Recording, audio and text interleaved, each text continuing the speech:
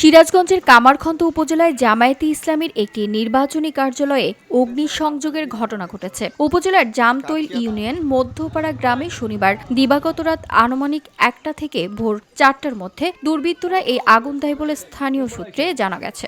অগ্নিকাণ্ডে কার্যালয়ের ভেতরে থাকা আসবাবপত্র, ব্যানার, পোস্টার ও গুরুত্বপূর্ণ কাগজপত্র পুড়ে ব্যাপক ক্ষয়ক্ষতি হয়েছে।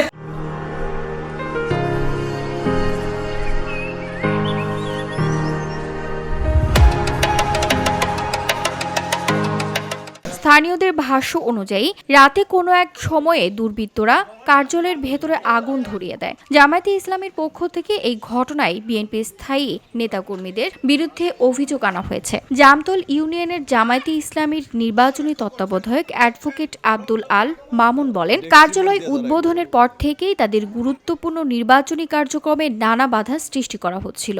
বিএনপি নামধারী কিছু সন্ত্রাসী এলাকাবাসীকে হুমকি ধমকি দিচ্ছিল, সন্ত্রাস সৃষ্টি করছিল। তারা বাড়ি বাড়ি গিয়ে হুমকি দিচ্ছিল যেন জামাত ইসলামের অফিসে না আসে, না বসে। এর পরবর্তীতে আমাদের কাজে বিভিন্নভাবে বিঘ্ন সৃষ্টি হচ্ছিল। আমরা বিষয়গুলো নিয়ে এলাকাবাসীর সাথেও কথা বলেছি, তারা অনেকে অনেক কথা বলছে। তারপরেও আমরা কোথাও কোনো অভিযোগ দিতে যাইনি, যে আমরা চাচ্ছিলাম নির্বাচনের পরিবেশ যেন বিঘ্নিত না হয়। পরবর্তীতে গত রাত্রিতে কোনো দুষ্কৃতিকারী সন্ত্রাস আমাদের এই নির্বাচনী অফিসে পেট্রোল ঢেলে দিয়ে অগ্নিসংযোগ করে। তিনি দাবি করেন, এই অগ্নিসংযোগ একটি পরিকল্পিত হামলা ও রাজনৈতিক প্রতিহিংসার অংশ। তিনি আরও বলেন, নির্বাচনের পরিবেশ নষ্ট করতে এই ধরনের ঘটনা ঘটানো হয়েছে। 12 তারিখে যেন মানুষ নিঃসংকোচে নির্দ্বিধায় ভোট দিতে গিয়ে না পারে, মানুষের ভিতরে যেন আতঙ্ক বিরাজ করে।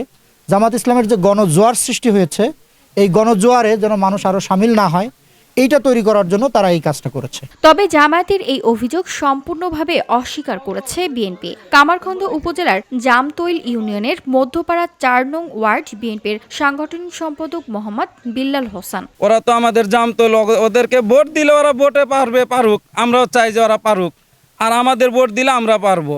আমরা চাই না যে আমরা ওদের কোনো বাধাগ্রস্ত হই না। ওরাই বরংস আমাদের কোনো মেয়েরা যদি ভোট চাইতে চায়, ওই জামাতের মেয়েরা ধর্মের দোহাই দিয়া ওদের সাথে দুর্ব্যবহার করে, তবু তো আমরা কোনো কথা বলি না, কোনো খারাপ আচরণ করি না।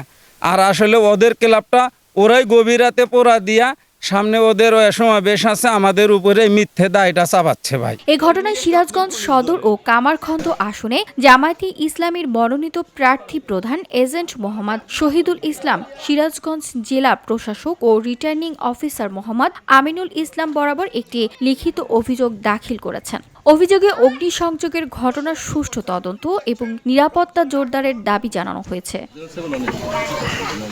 অগ্নিসংযোগের ঘটনায় এলাকায় রাজনৈতিক উত্তেজনা বিরাজ করছে। স্থানীয় বাসিন্দারা জানান, নির্বাচনী মৌসুমে এই ধরনের ঘটনা আতঙ্ক সৃষ্টি করছে।